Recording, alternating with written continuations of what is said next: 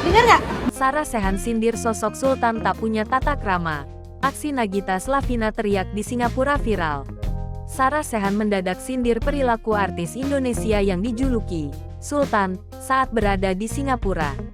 Dalam postingannya, Sarah Sechan menilai artis tersebut tampak bangga teriak-teriak memanggil temannya di sebuah pusat keramaian.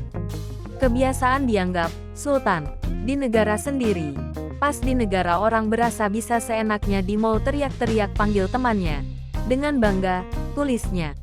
Pun ia menyinggung soal tak punya tata krama karena berteriak-teriak saat di luar negeri. Padahal orang lokal lihatnya mungkin, nih turis nggak punya manners. Di negara itu banyak orang kaya, jauh lebih kaya. Tapi nggak ada tuh yang teriak-teriak di mall panggil orang lain. Lanjutnya. Di akhir, ia memberikan tips jika terpisah dari teman cukup hubungi lewat telepon dan tak perlu berteriak-teriak. Ini tipnya. Ketika Anda tidak berada di hutan atau di lapangan, Anda cukup menelepon teman Anda melalui telepon dan berkata, "Saya di lantai ini, dekat toko ini, dekat pintu masuk ini, uang memang tak bisa membeli kelas." Terkait sindiran Sarah Sechan, tidak sedikit warganet yang mengaitkan dengan aksi Nagita Slavina berteriak-teriak memanggil Nia Ramadhani saat di Singapura.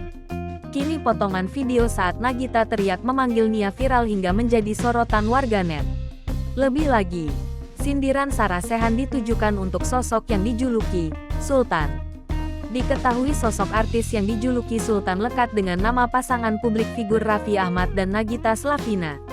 Dikutip dari YouTube Rans Entertainment, Nagita beserta rombongannya sempat mengikuti lomba maraton beberapa waktu lalu. Saat di Mall Singapura, Nagita sempat terpisah dengan rombongan Nia Ramadhani. Lalu ketika berada di pusat keramaian, Nagita mencoba berteriak lantang kepada Nia. Meskipun begitu, wanita yang akrab disapa Gigi itu juga memberikan petunjuk lewat panggilan video call. "Nia, Nia, denger gak?" ucap Nagita Slavina berteriak. "Dengerkan." Ia maju-maju, tambahnya. "Mbak, Mbak I," ucap seseorang mengingatkan.